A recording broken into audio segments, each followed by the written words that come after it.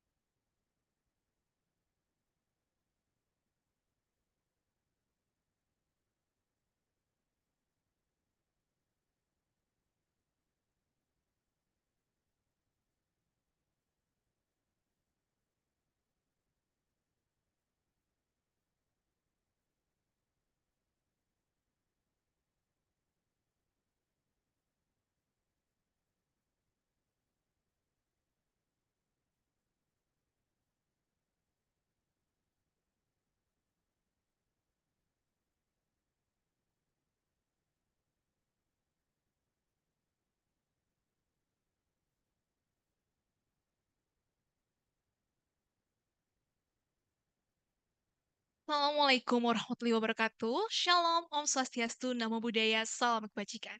Good afternoon and the warmest greetings to all our distinguished guests, the Honorable Professor Amanda Rachel Brashid, PhD, our esteemed guest lecturer, the Honorable Dr. Hendrik Saman SHMH, Dean of Faculty of Law, Patimura University, the Honorable Vice Deans of Faculty of Law in Patimura University, the Honorable Dr. Irma Hanafi SHMH, Head of Study Program, Faculty of Law, Timur University, distinguished lecturers, staff members, and all participants joining us today. We offer our sincere gratitude to the Almighty for granting us the opportunity to gather for this momentous occasion, a public lecture on ocean and sustainable development management. Allow me, Fiona Maitimu, as your master of ceremony for today's event, to guide you through today's proceedings. Ladies and gentlemen, we now proceed to the contract signing ceremony. This collaboration marks a significant commitment to international knowledge exchange and research, reinforcing university's dedication to sustainable maritime law. We cordially invite to the signing table Professor Amanda Rachel Brashid, PhD, and also Dr. Irma Hanafi SHMH, Head of Study Program Faculty of Law, Timur University. Approach the table.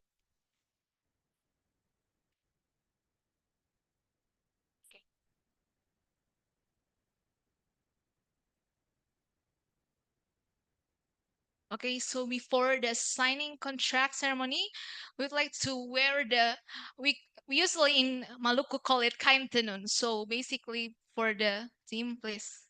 Thank you.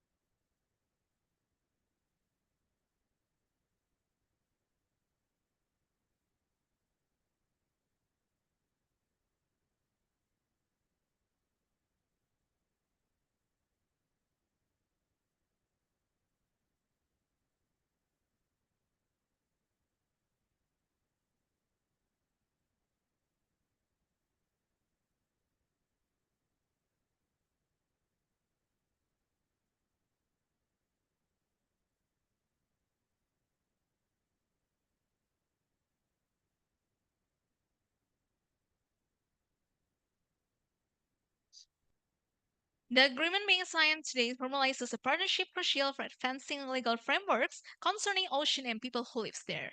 With the successful execution of this document, we are excited for the opportunities that lie ahead.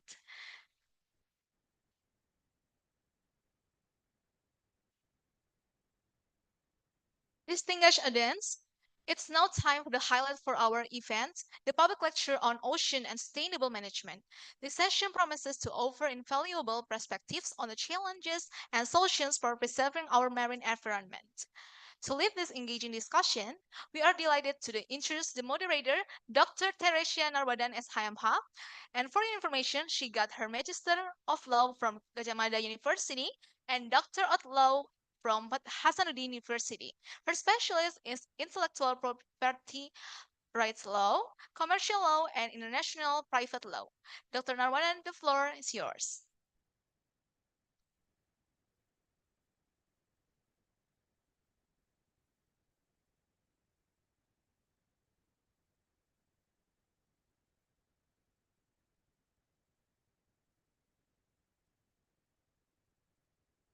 The Honorable, the Dean of Faculty of Law, Patimura University, the Honorable Vice Dean of Academic Affairs, Faculty of Law, Patimura University, Dr. Sherlock Lekipio, SHMH, the Honorable, the Head of Study Program, Faculty of Law, Patimura University, Dr. Irma Hanafi, SHMH, the Honorable Professor Justinus Male, SSE, MSE, ladies and gentlemen, all the students, good afternoon. At that time, we will get the lecture from Professor Amanda Bruset, PhD, concerning ocean and sustainable development. Prof. Amanda worked at Marine Ecology Research Center, Southern Cross University, Lismore, Australia. Her research focuses on understanding the sources, impacts, and management of environmental contaminants. Prof. Amanda, please take the seat in front of.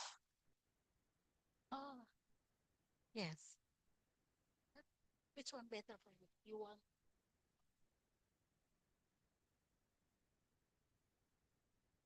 Oh, okay. Prof. Amanda, time is yours. It's up to you.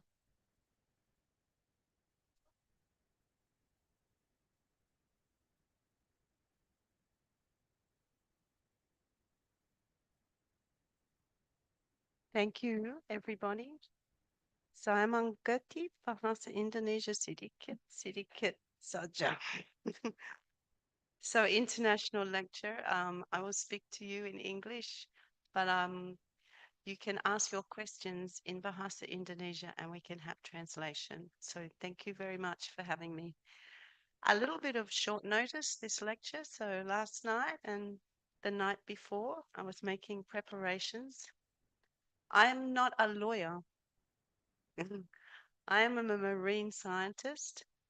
I did my undergraduate studies in coastal management. I did my master's in marine pollution, and I did my PhD in coral ecotoxicology. So I am a little bit chemistry, I'm a little bit biology, I'm a little bit management, I'm a little bit social science, me, a big mix. So we just had I just want to check to see if I can move forward with this or have to do slide change.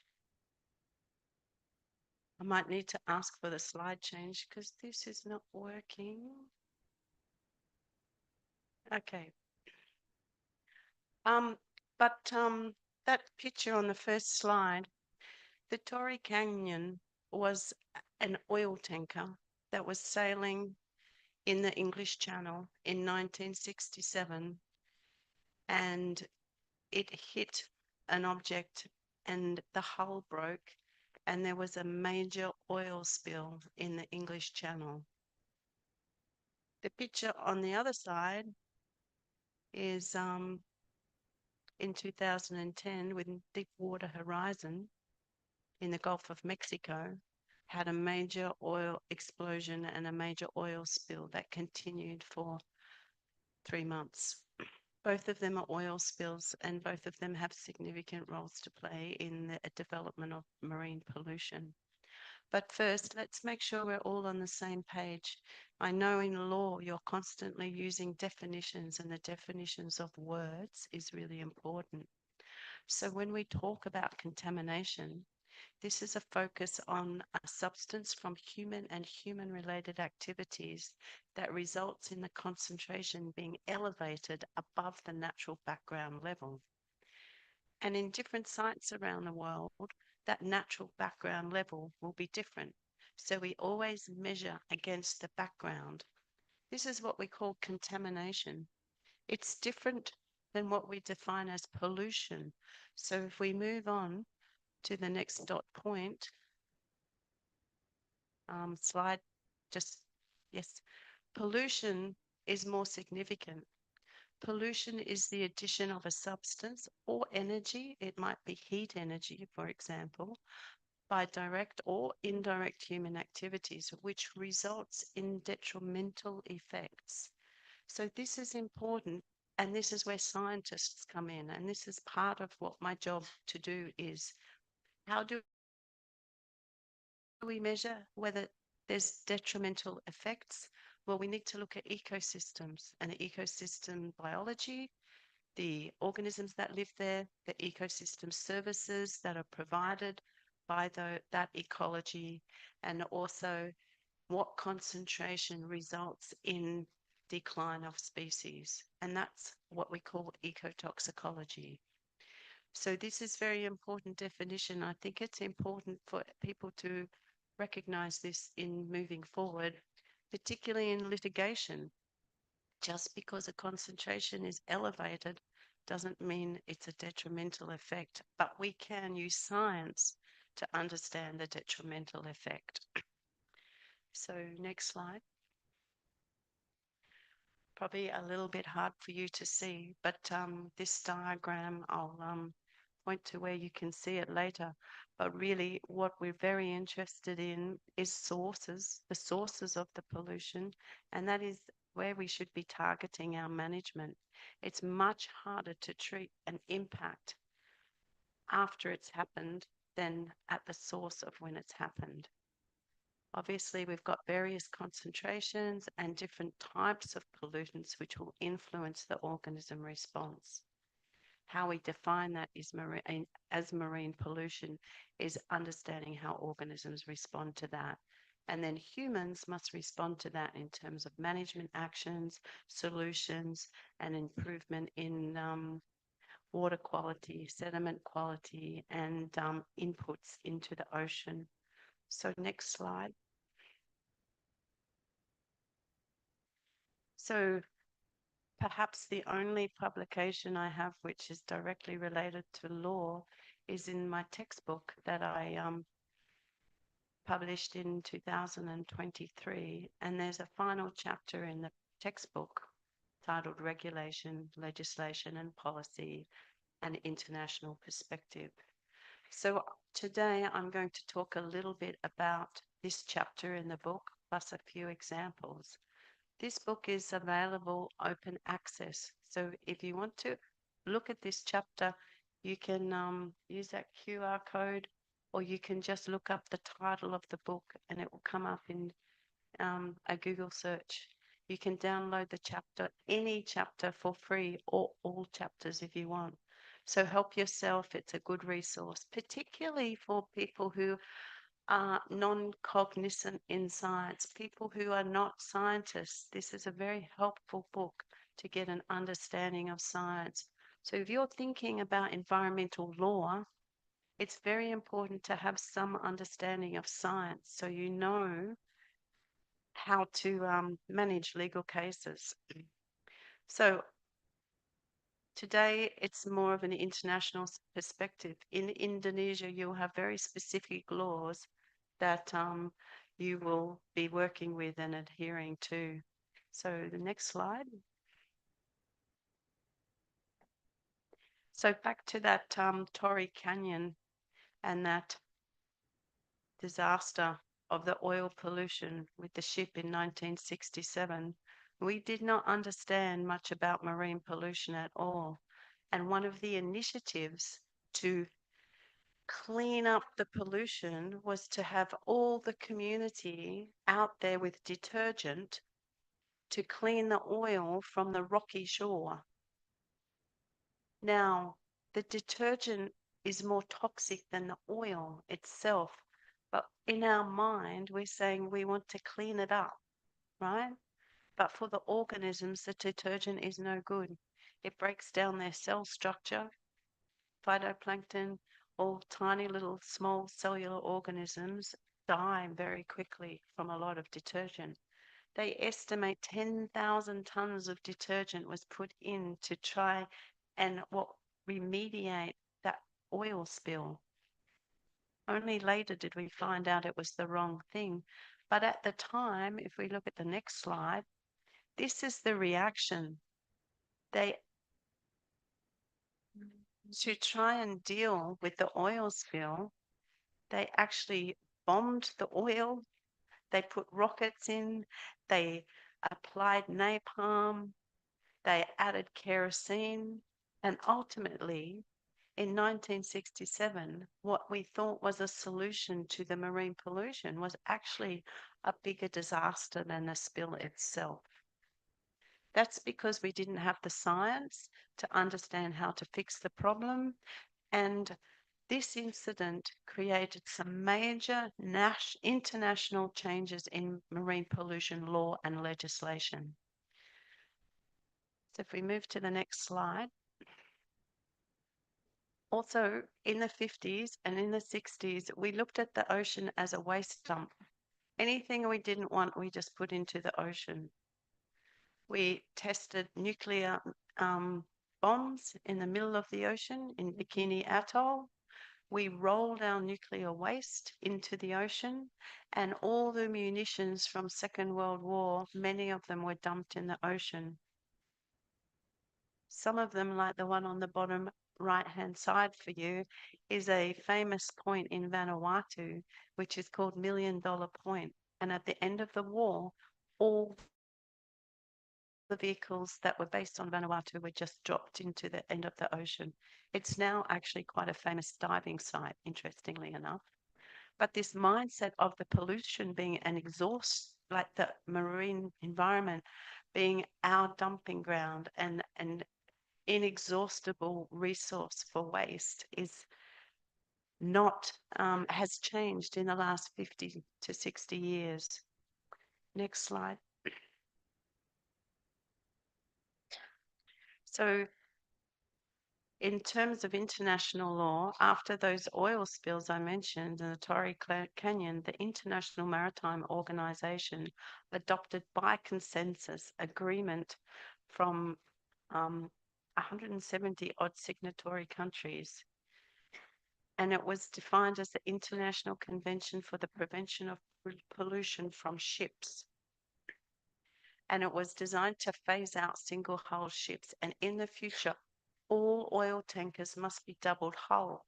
So if the first part breaks, there's a protection layer for the second part. The signatory countries have their own legislation to enforce this, and there's also law of the sea. So Indonesia is a signatory country to MARPOL, and this is very important for pollution from shipping. Okay, if we move to the next slide.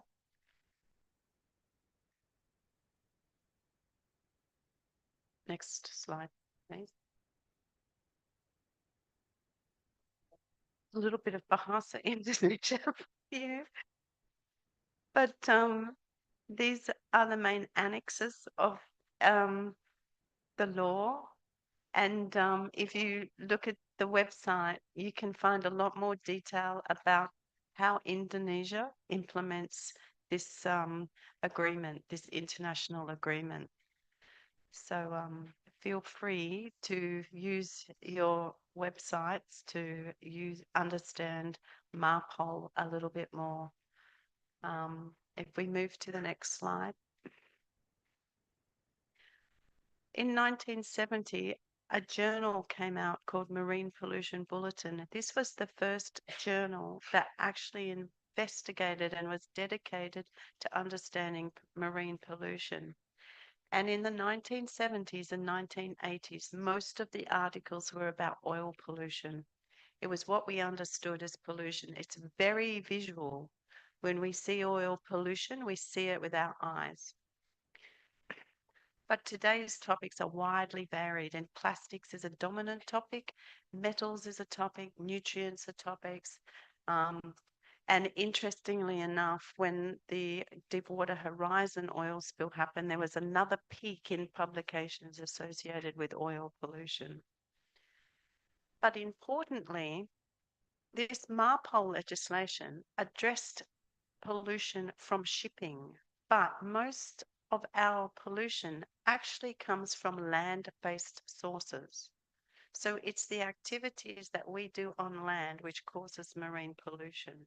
So if we move to the next slide. If we think about the difference in the population since the 1970s, the global population has well more than doubled. We're sitting at 8.2 billion. Indonesia is the fourth most populated country on Earth. You have 280 million people. The projection by 2058 is that there will be 10 billion people on Earth. Every one of those people uses resources, wants to make a better life for them and their families, and this requires resources. If you look at that steep population curve towards the end, we're really at an incredibly critical point in the Earth in terms of our consumption of resources and our protection of natural ecosystems. We move to the next slide. When we look at where the population is mostly is the highest, we can see areas like India and China, and also places in Indonesia which have a very high density of population. So all the waste, not only the plastic, but the sewage waste and the washing waste and the mining waste are concentrated in these areas of high population too. Can we move the slide, please? When we just look at plastics for one moment, you don't have to look at this slide, you just have to look outside and you look down in the bay of Ambon Bay and you can see there's many, many plastic pollution. I had my students last week or 2 days ago, we were doing a plastic cleanup. We were doing a plastic audit down in the bay. The bay, the wind direction comes into the bay, so a lot of the plastic comes up, gets washed onto this side of the bay. But there's a serious problem in the world in relation to plastic pollution. And this graph just shows that Indonesia has 4 rivers in the top 20, which are the most polluting to the marine environment. So every time you drop a piece of plastic on the ground, remember that it will probably end up in the ocean. And there's some great initiatives that I've been involved with this week, like Green Maluku, which are doing some fabulous work on recycling and management. It takes a lot of time and a lot of energy to put into that. And it's a lot of psychology involved with this in terms of behavior change, right? Just doesn't happen overnight. But working towards that improvement is really important. Next slide, please. And you can click again, please. Just can you press again the slides? Yeah. And again. Thank you. So nitrogen and phosphorus is another important, back please, is another important. Can you go back, please? Yes, thank you. This table is also from that textbook, but you can see that both nitrogen and phosphorus are actually on the increase in terms of marine pollution. Now, when we think about coral reefs and the beautiful coral reefs in the Maluku and in eastern Indonesia, this holds the hot spot of global biodiversity in the world for coral reefs and for coral reef fishes. You are the custodians for the highest diversity of coral reefs and reef fishes. But coral reefs like waters which we call oligotrophic, very low in nutrient. So when we put nutrients into the water, we're creating an environment which is not suitable for corals. Corals have learned to live in very, very low nutrient environments. So all the sewage waste and the washing waste from washing clothes in the rivers all ends up in the ocean, and it is creating an environment which is not good for corals. It's better for algae.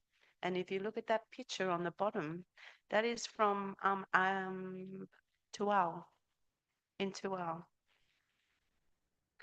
near Aonang Beach in Tual. So you can see the reef has been smothered by algae, which loves nutrients. So the algae overtakes the growth rate of the coral and smothers it, and the coral dies. So coral reefs bring in an awful lot of tourism money and a lot of income to Eastern Indonesia, but people will not come to Eastern Indonesia to see reefs like this. So there's a balance that needs to be considered in terms of pollution and costs and benefits. So next slide, please.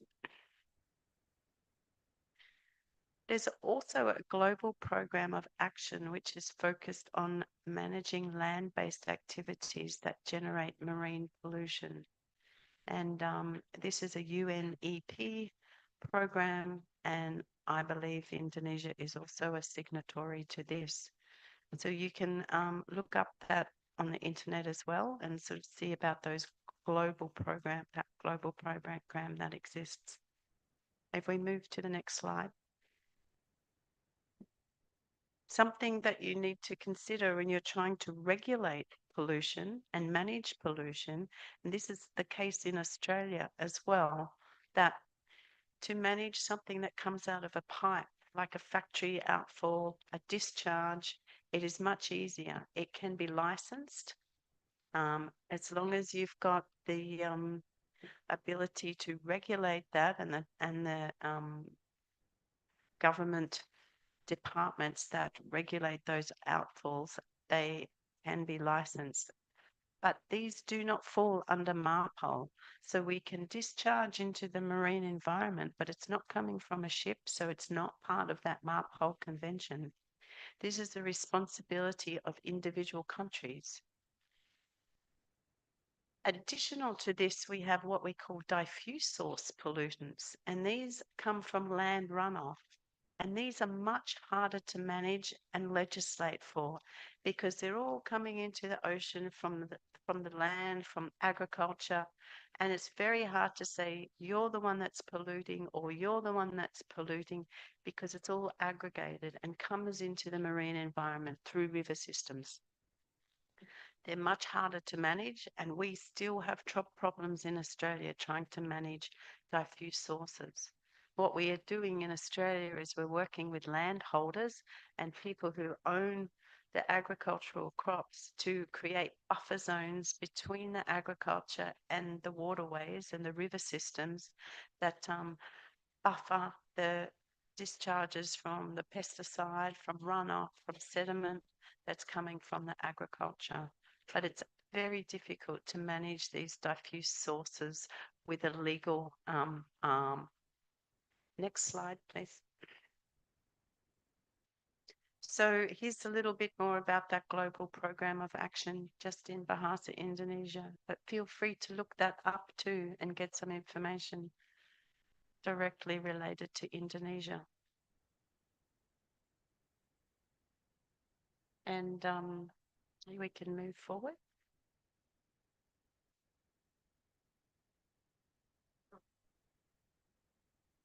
So more recently, we have seen the term triple planetary crisis used quite a lot.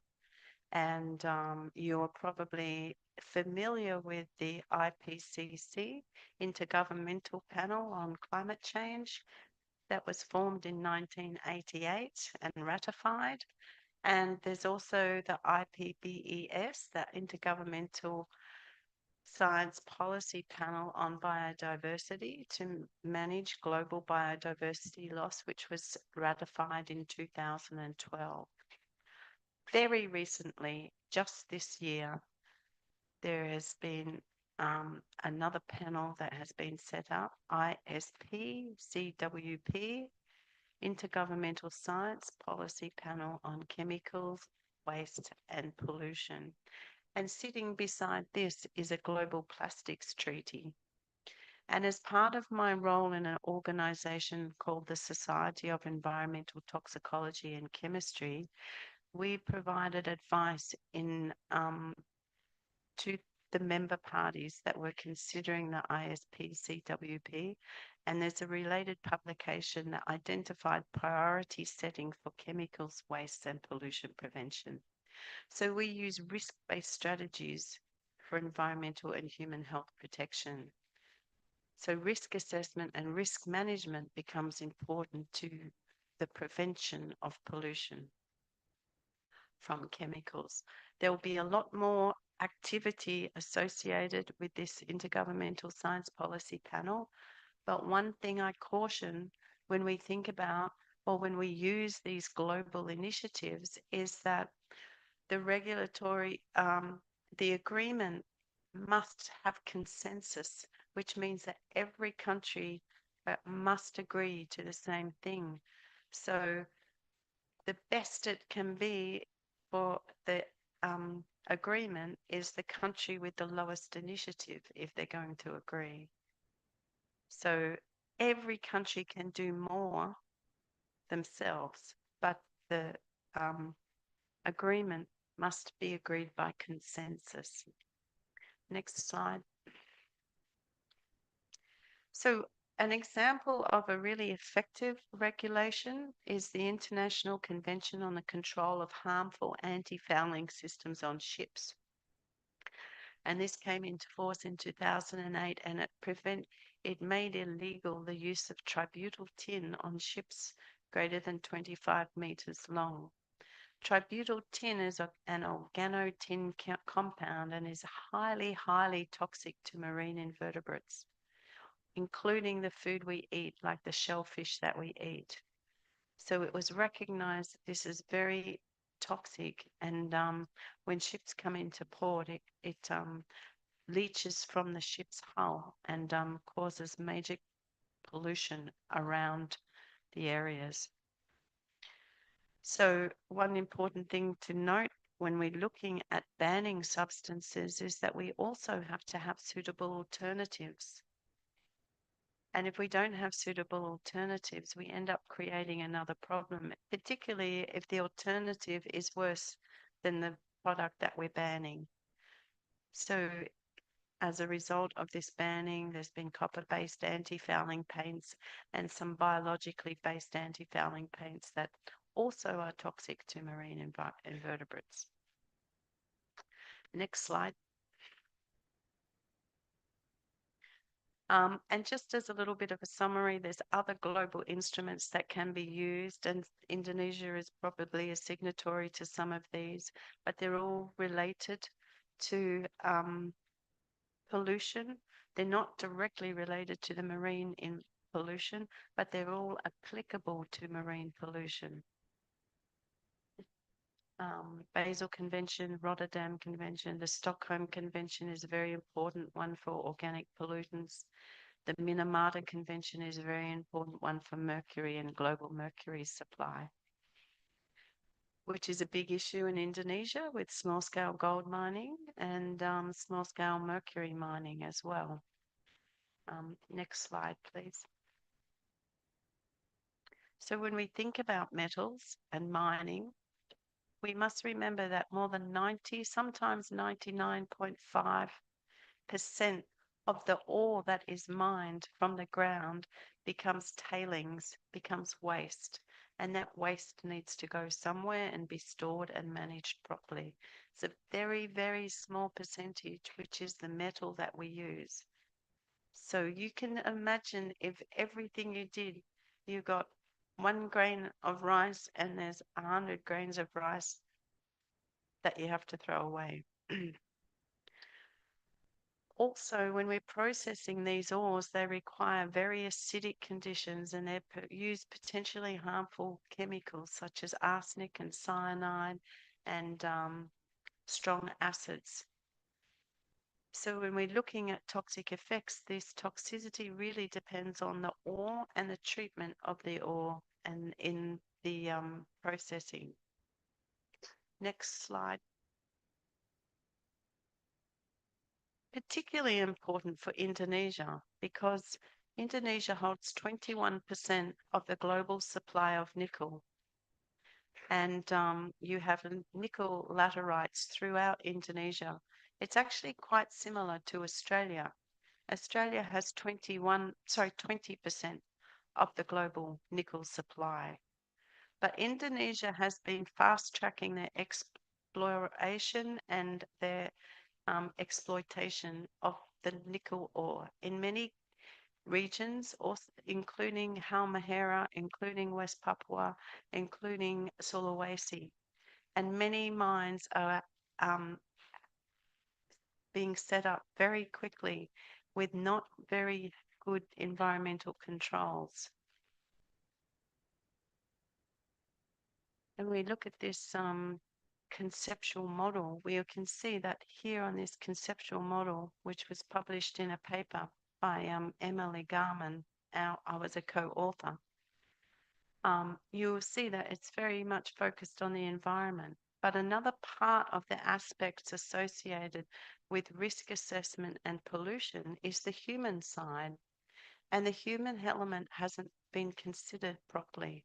So what do humans value in their environment?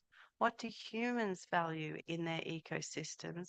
And what do we think as communities should be protected in Eastern Indonesia during nickel mining and nickel processing activities? I'm very interested to hear any conversation you have about what's important to you about protecting your environment from impacts of nickel mining. So this could be a great discussion point after the lecture is finished. Then we could overlay a social component to this conceptual model. And it's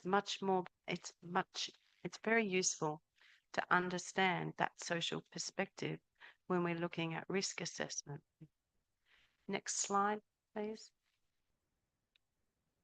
So we'll spend a little bit of time on the seabed, but we also have a International Seabed Authority. And again, this is made up of 167 member states, along with the European Union, and it's mandated under the United Nations Convention on the Law of the Sea. So it regulates mineral-related activities in the international seabed beyond the exclusive economic zone of some countries, but also within that exclusive economic zone of some countries. So if we move forward and look at some of the risks associated with this environment, which we might not even be thinking about at the moment. Next slide. We have current and expanding activities in deep water environments. Obviously, we've got accidents that occur, like in the Deepwater Horizon. That oil leak occurred 1,600 meters under the water. There is a huge potential for the future of deep sea mining. There's nickel resources in Papua New Guinea that are 7% nickel under the ground, under the water. And there's been efforts to implement and introduce deep sea mining in Papua New Guinea. Also, some mine operations employ what we call submarine tailings disposal. And this is where they dump all those tailings into the ocean just offshore, usually in deep canyons, but it can go on for 20 or 30 or 40 years for the lifetime of a mine. and then the environment may have an earthquake or something and redistribute those tailings up into the higher water column. We discharge sewage sludge. There's an ideas about industrial carbon repositories, desalination for drinking water, and of course in the past we used it to dump munitions waste, nuclear waste, structures, and waste rock. So next slide. When we look simply at submarine tailings disposal, there's a lot of uncertainty about what might happen with the tailings. And a lot of work is done in terms of environmental impact risk assessment prior to the proposal. But if something happens, for example, sometimes the pipe will break.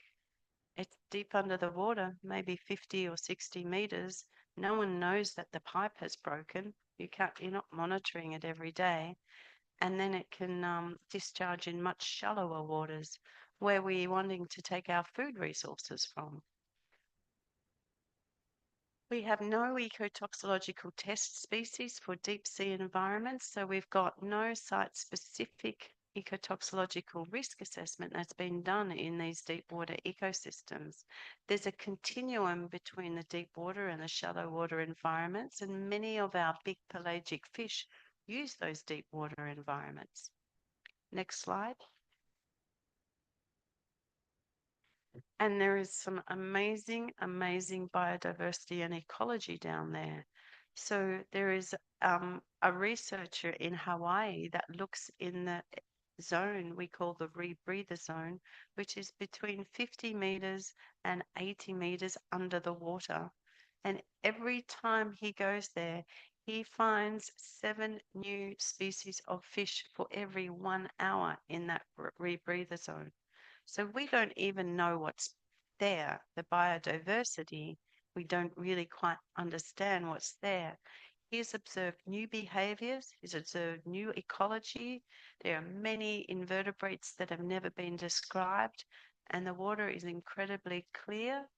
There's organisms that live on chemosynthesis. They don't even use photosynthetic carbon, which have new, very interesting chemical energy associated with that energy transfer. Next slide.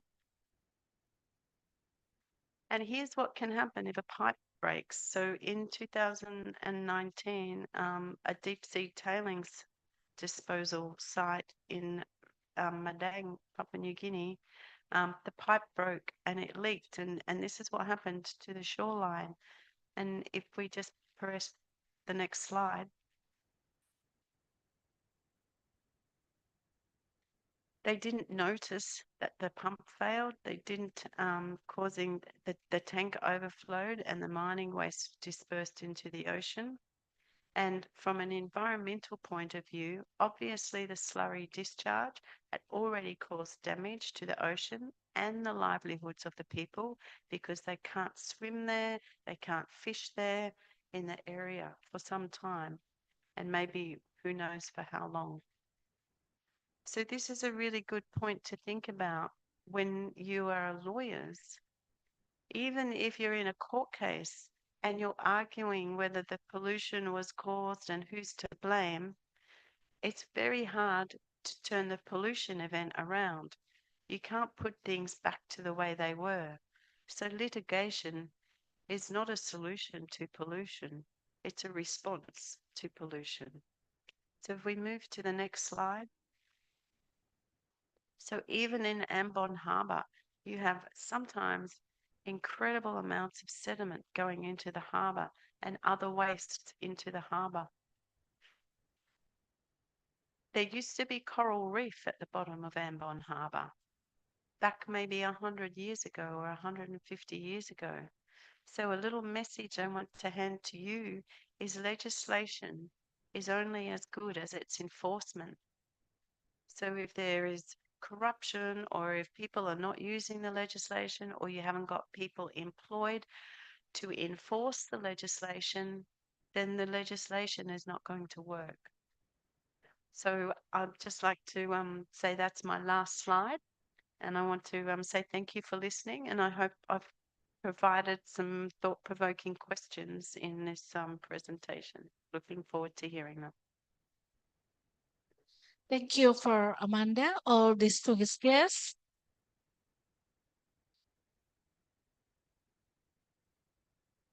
I will read the summary in Bahasa to help you to understand. Dalam penelitian pada tahun, maaf,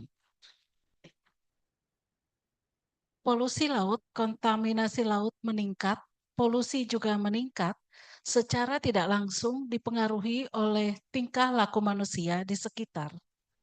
Mencegah polusi laut seharusnya dilakukan secara terpadu. Dalam bukunya Regulation, Legislative and Policy, An International Perspective, menurutnya cukup penting memahami regulasi di bidang hukum lingkungan untuk mencegah terjadinya kerusakan. Pada tahun 1950, kita hanya melihat laut sebagai benda. Kasus Torrey Canyon pada tahun 1967 yang mengakibatkan tumpahan minyak besar di Britania Raya membuat dunia menyusun aturan terkait konvensi Marpol. Pada tahun 1970, fokus dunia mengarah pada polusi minyak. Saat ini lebih luas lagi, plastik, logam, semuanya menjadi sumber sampah dan semuanya berasal dari daratan. Meningkatnya polusi manusia menjadi dasar terbesar meningkatnya polusi laut. Indonesia menjadi salah satu negara dengan emisi sampah plastik terbesar menurut Bank Dunia. Dalam penelitiannya pada tahun 2015, manusia menjadi penyebab utama terjadinya polusi laut. Terdapat program aksi global guna mencegah terjadinya polusi dan menurunnya kualitas lingkungan sekitar pantai. Tantangan saat ini adalah bagaimana menata regulasi-regulasi terkait lingkungan sekeliling laut agar tetap terjaga karena sangat sulit menangani sampah laut. Prioritas saat ini mengelola sampah kimia dan polusi guna menjaga lingkungan dan kesehatan masyarakat. Karena walaupun begitu banyak konvensi terkait lingkungan, tetapi makin hari karena ulah manusia, sampah nuklir, pertambangan bawah laut, pengolahan laut dalam membuat kondisi laut justru makin menurun. Now we go to Q&A session. We only have 10 minutes. Okay.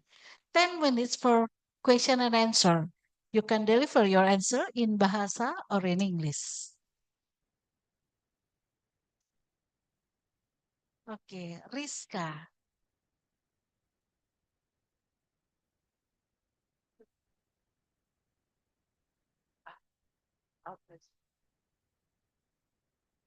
Okay, thank you for the opportunity. Good afternoon, Prof. Amanda. My name is Rizka Madaul. I'm from Postgraduate Faculty of Law, Patimura University. And we met during the international conference recently. Okay, thank you, Prof. Regarding your explanation about MARPOL and its role in preventing marine pollution from shipping and dumping, I would like to ask what are the meaning challenges for island nation like Indonesia in the implementation and enforcing MARPOL regulation effectively, especially in remote region such as Maluku. Thank you very much. So in remote regions, can I do one at a time? Is okay? Because you have a lot of transport by water, right? Ferries and boats and ships are all moving across the water because you're going from one island to the next island, okay? And I see when I spend time on ferries in Indonesia, there is many big signs that say, don't throw the litter overboard. I can't remember how to say this in Bahasa Indonesia, but don't throw the litter overboard. But when I sit there, I see many people still throwing the litter overboard. So they're not following instructions and they don't really care.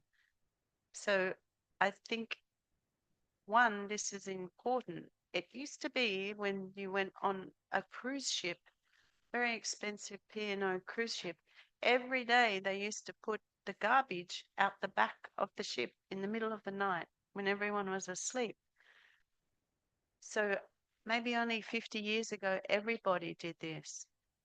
But it takes a change in mindset, it takes behavior change to make a community recognize that every step that they do makes a difference too. So I think the transport networks between islands carry many, many people, and those people need to respect their ocean more.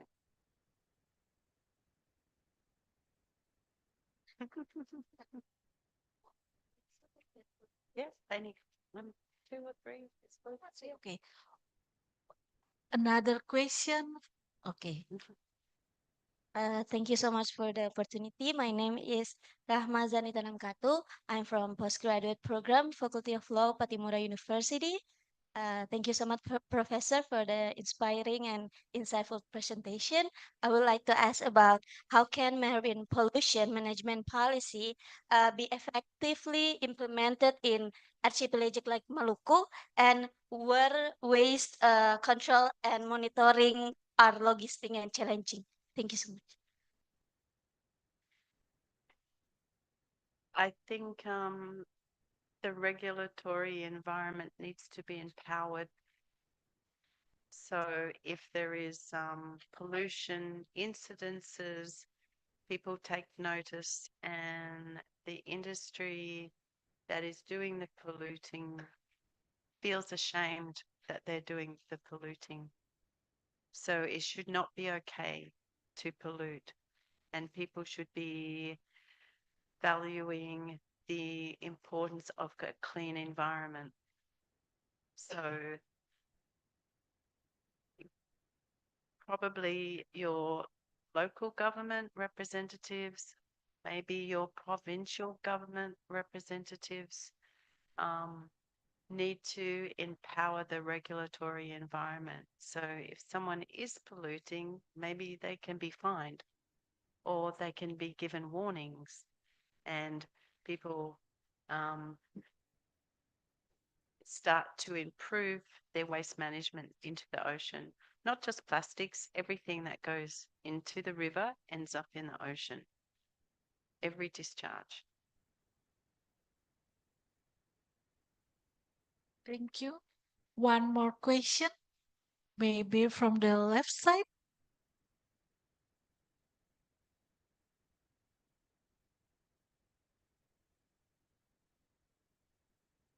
So they can ask in Bahasa. Okay to ask. Okay to ask in Bahasa. Oke. Menurut Prof. Amanda, bisa bertanya dalam bahasa Indonesia juga boleh.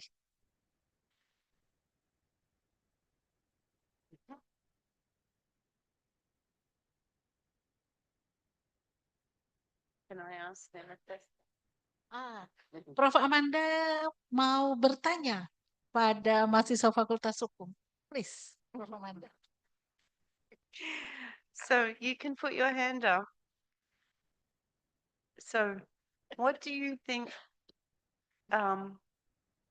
what is the most important thing to you about your environment? What is most important to you about the ocean? You can translate.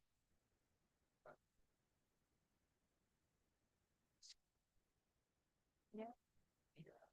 Menurut Put your hand up if you think it's the fish that you menurut eat, kalian laut itu the fish that penting you atau eat. tidak? Seberapa penting laut untuk mahasiswa Fakultas Hukum? Oke. Please, tell your name. The fish you eat.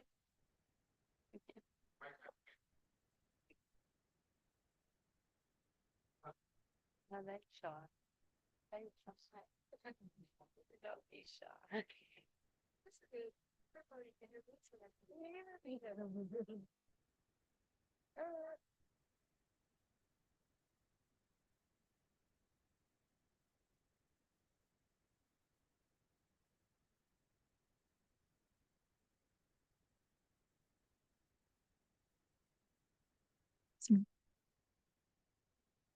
Assalamualaikum warahmatullahi wabarakatuh. Shalom, perkenalkan nama saya Dia Ayu Aprilia Tuhareya. Di sini saya ingin menjawab pertanyaan dari Prof tadi mengenai seberapa pentingnya laut bagi Fakultas Hukum. Nah, saya ingin menjawab dengan laut itu sangat penting untuk kita semua. Karena dari laut kita menemukan sebuah kehidupan. Dari laut kita menemukan asupan kita, yaitu ikan, lalu kemudian kita juga menemukan oksigen dari laut yang dikeluarkan dari plankton. Nah, jadi seberapa pentingnya laut? Ia sangat penting karena di situ kita menemukan kehidupan kita sebagai manusia. Dia mengeluarkan oksigen untuk kita hirup, lalu kemudian dia juga memberikan kita makan. Nah, itulah mengapa laut sangat penting menurut saya. Terima kasih. Prof. Amanda, her name is Dia, the students of Bachelor Program of Faculty of Law, and she tell that the ocean is very important because ocean is main resources from Moluccan. Any more? So, Apakah ada jawaban lain atau pertanyaan lain?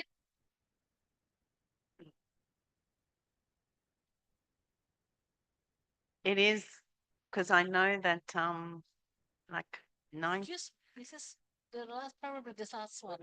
Oh, okay. Okay, Can come on. I just respond? 92% of your province is ocean, so it's very important. Yes, I agree. Ya. Menurut Prof. Amanda, karena provinsi Anda itu sebagian besar terdiri dari laut, maka memang laut itu sangat penting. Baik, terima kasih Profesor Amanda dan Ibu Narwadan. Di sini saya cuma ingin meluruskan saja. Sebenarnya Profesor menanyakan bahwa seberapa pentingnya laut bagi sebenarnya ralat ya, bukan Fakultas Hukum, tapi seberapa penting laut bagi Katong Kepulauan Maluku. Karena Bisa perkenalkan nama dulu. oh ya, maaf Ibu. Perkenalkan nama saya Brafak Rosyauta dari Fakultas Hukum. Jadi menurut saya kepentingan lautan ini sangat penting untuk masyarakat Kepulauan Maluku. Karena dari situlah sumber daya kita bisa dapatkan dari penghasilan, bahkan maupun dari sumber pangan kita. Dan di sini juga saya juga ingin bertanya mengenai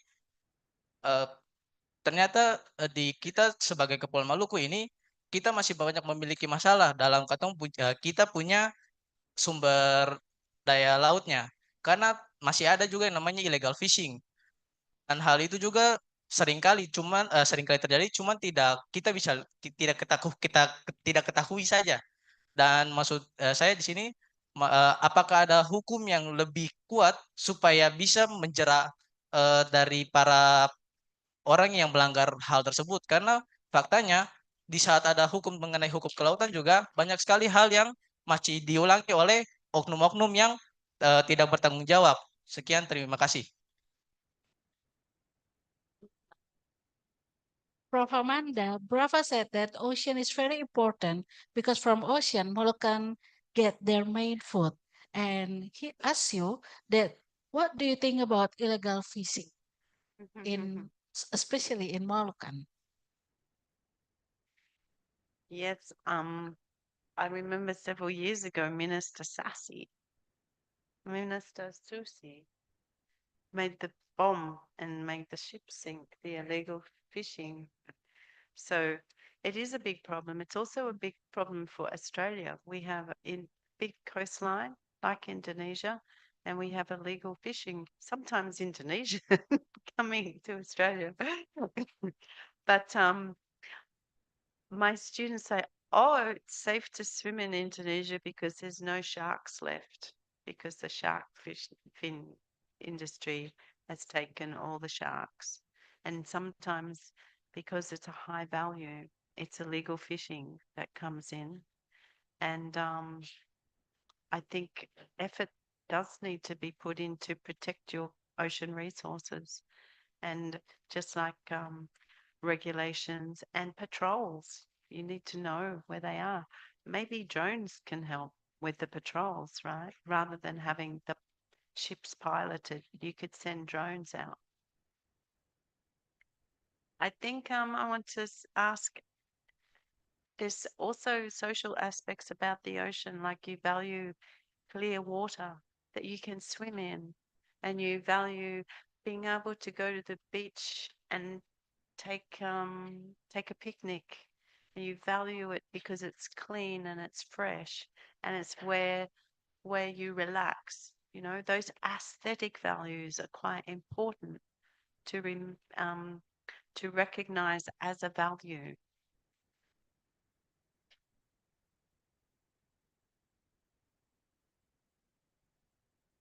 Oke, Rafa, illegal menurut Prof. Amanda, illegal fishing bukan hanya masalah untuk Indonesia, tetapi juga untuk Australia, sehingga dibutuhkan implementasi regulasi guna menjaga laut.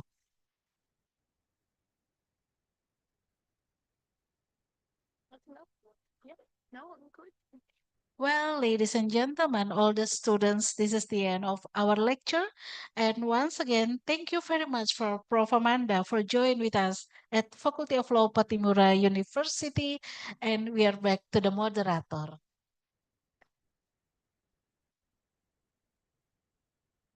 Our sincere thanks to Dr. Teresha Narwadan SMH for excellent guidance as moderator, and particularly for Professor Amanda Rachel Brashear, PhD, for sharing her expertise and profound insights on ocean and sustainable development. With the conclusion of the public lecture, we have come to the end of our entire program. On behalf of the organizing committee, we extend our deepest apologies for any errors or inconvenience that may have occurred during this event. So thank you, and okay, so this is the end of our session. Thank you for your attention, and now we're gonna move to the photo session. So for all the participants, please prepare to this session. Thank you.